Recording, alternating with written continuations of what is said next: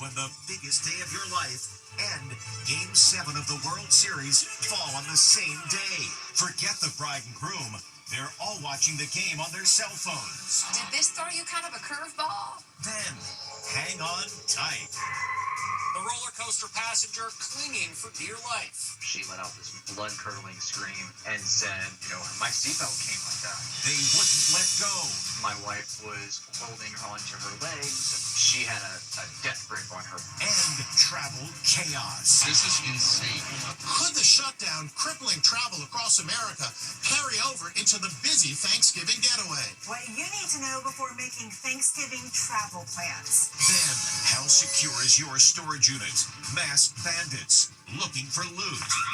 Your storage facility could be a hot spot that thieves keep coming back to, and you would never know it. Can you believe this place has been broken into 55 times in 1 year?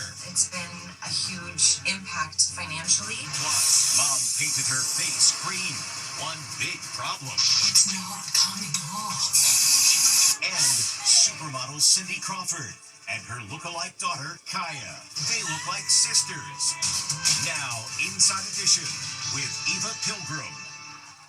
Hello, and thanks for joining us. Ratings bonanza. 26 million viewers tuned into Game 7 of the World Series and watched the Dodgers become champions for the second year in a row.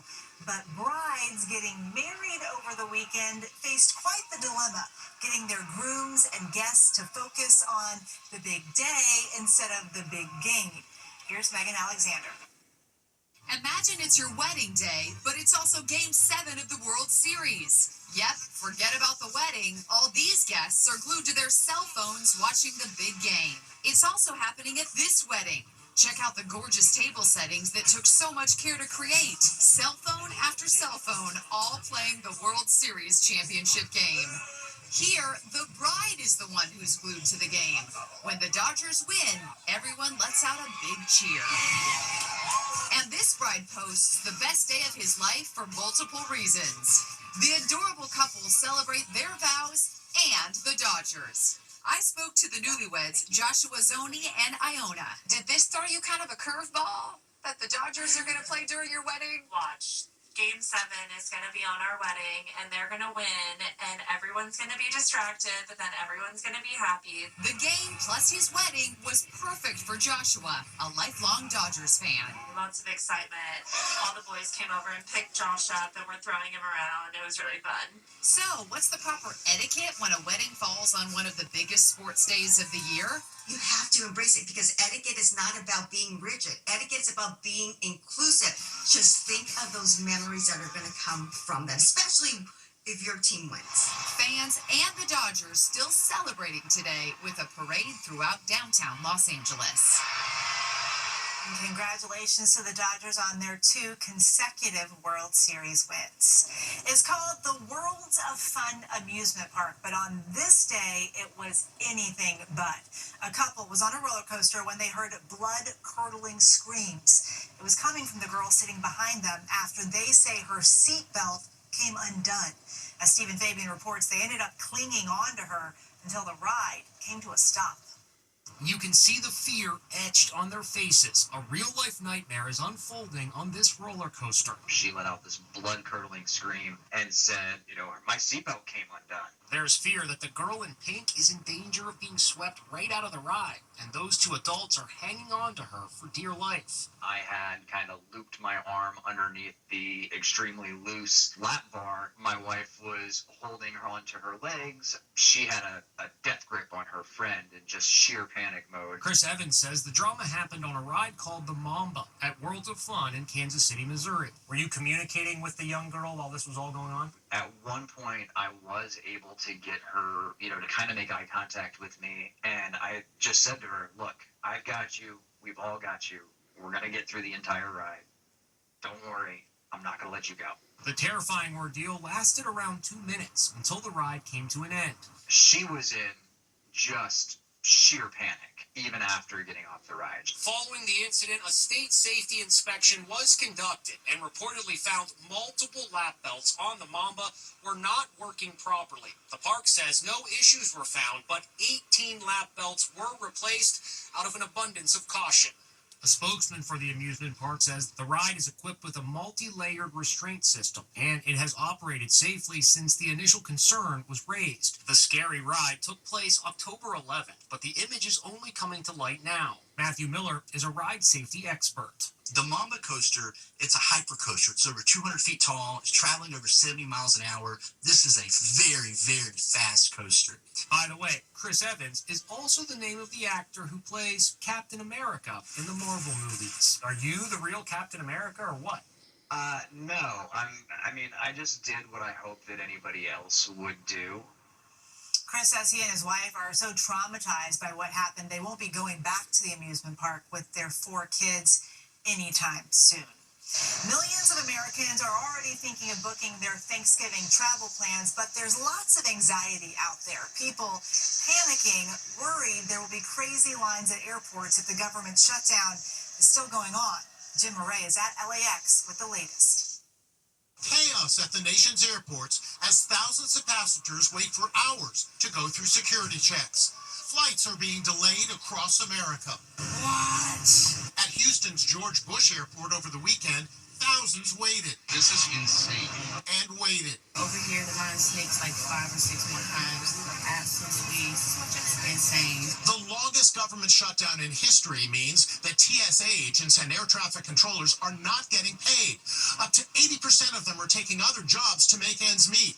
If the shutdown is not resolved, those delays could spill over into the Thanksgiving exodus, ruining the holiday for millions. We are expecting more than 6 million people to travel this Thanksgiving.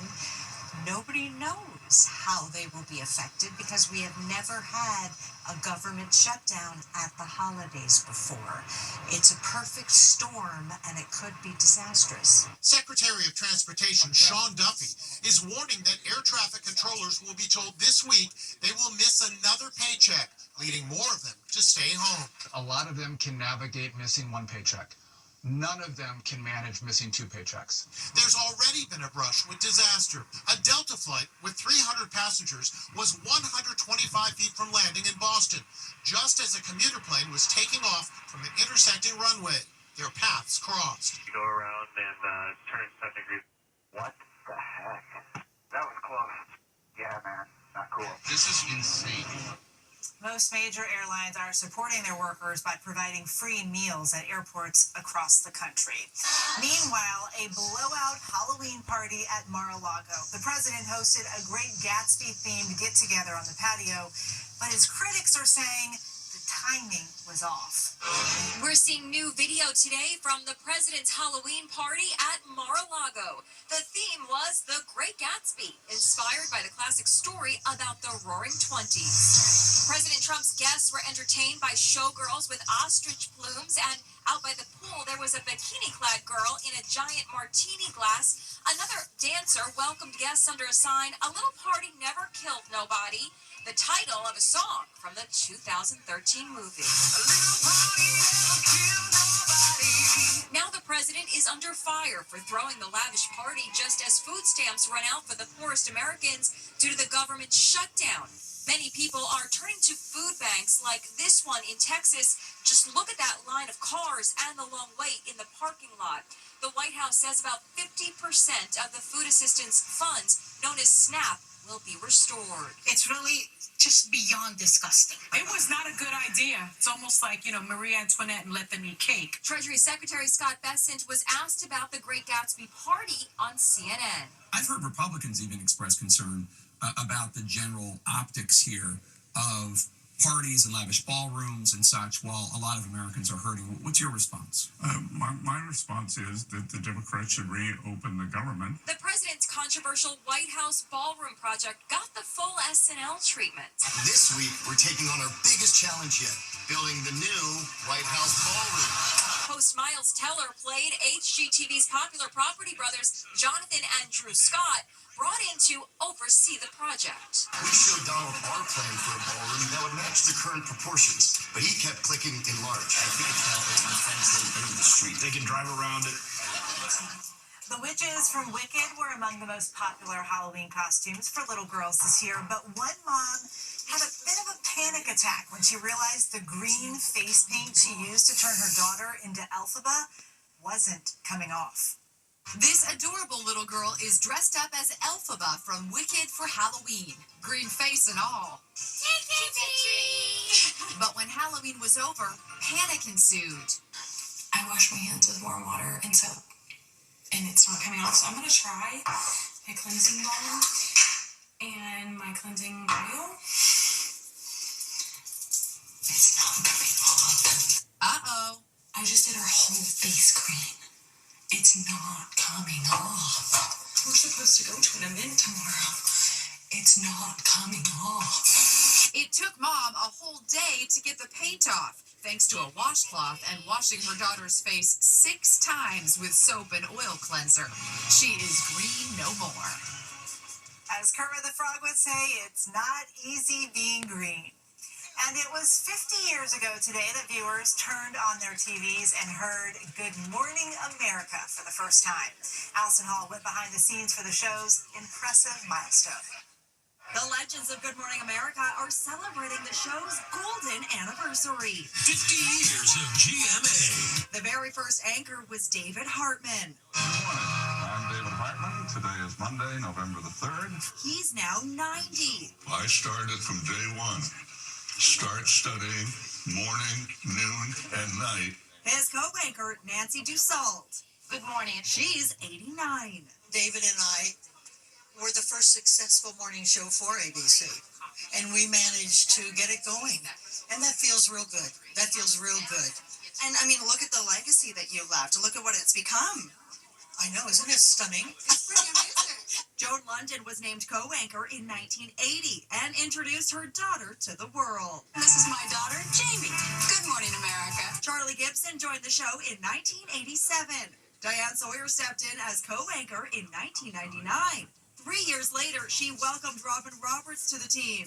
Our pal Robin joins us here at the anchor desk. Now George Stephanopoulos and Michael Strahan are key hosts in The Legacy. It seems like when you get this job, you want to stick around for as long as possible. And you know, Robin and I we're the longest serving duo ever in morning television. Michael's been with us, now I can't even believe it, another 11 years on top of that. But it's true, because once you get the job, you say, this is a pretty great job. I'm not going to let it go.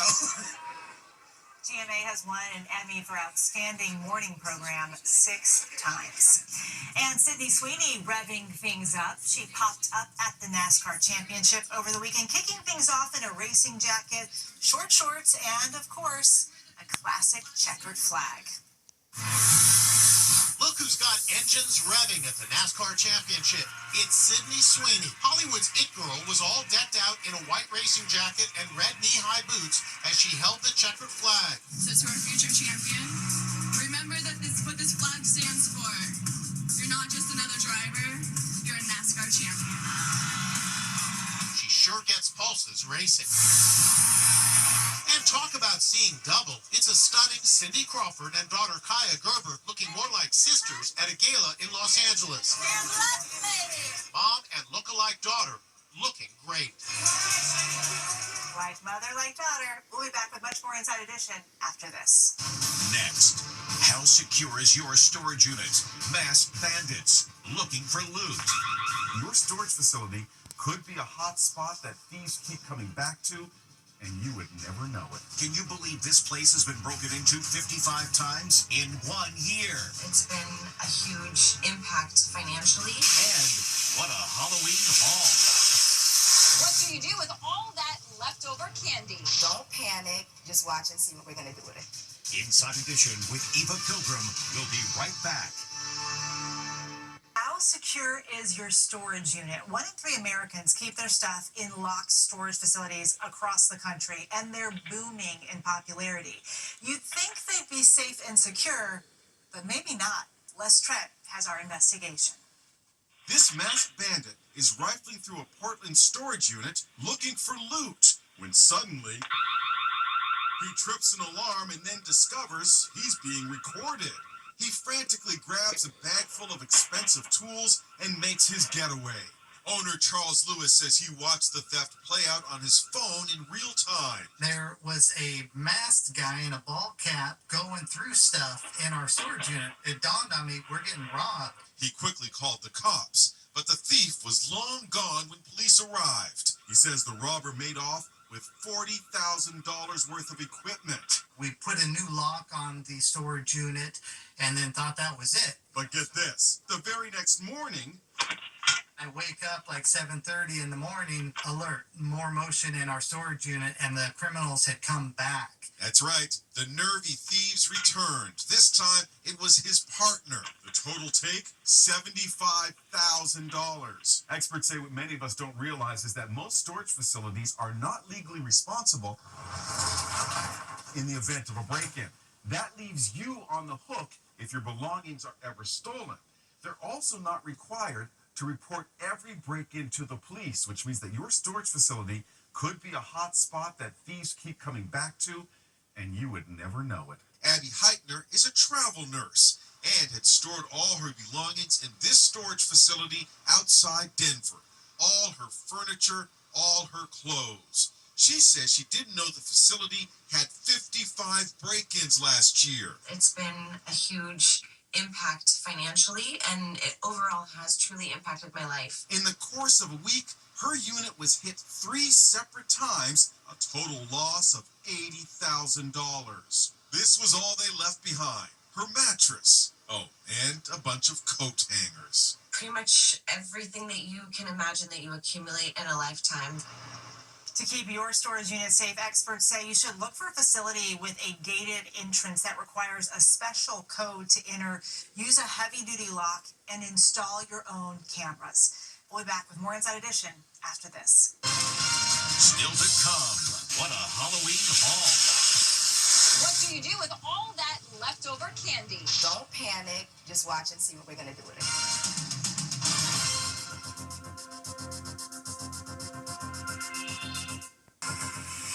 If your little ones went trick-or-treating, you can probably relate to this. A mountain of candy in your house. Now, Anne Mercogliano has some creative things you can do with all those Halloween leftovers. Look at this Halloween haul. This mom can't believe it as her son empties his goodie bag. You look like you robbed the store. Eating all this can only result in just one thing, a bellyache. So, what's a mom to do? How about turning leftover Halloween candy into another kind of sweet treat? Don't panic. Keep the candy. Just watch and see what we're going to do with it. We went to Yummy Tummy's kitchen in Brooklyn. Owner Melissa Johnson says start with basic cookie batter. Then take all those gummy bears from Halloween, wait until the cookies are almost done, then plop the gummies in the middle. So here's the finished product. It's going to give you this soft, chewy, pulley sugar cookie. Here's something else to do with gummy bears. Throw them into the popcorn to make the perfect sweet and salty treat. Everyone loves brownies. You'll need the traditional ingredients plus all that candy from Halloween. We have the brownie batter all mixed up. It's ready to be scooped into the muffin pan. Take the candy and chop it up. Put it in the microwave really quick. Melted that down. After the brownies come out of the oven, drizzle them with the melted chocolate and decorate with the chopped candy. Halloween candy transformed into something especially tasty. And get this, it's estimated Americans buy roughly 600 million pounds of Halloween candy each year. When we come back, an uninvited wedding guest. Finally today, the bride definitely didn't see this coming. Every breath I take, even if I died tomorrow. Did that really just happen? A bird just landed on this bride's head. What is it? It's an Australian kookaburra. It's a really good song. Yep, it's supposed to be good luck. Let's hope so. That's Inside Edition for today. We'll see you next time.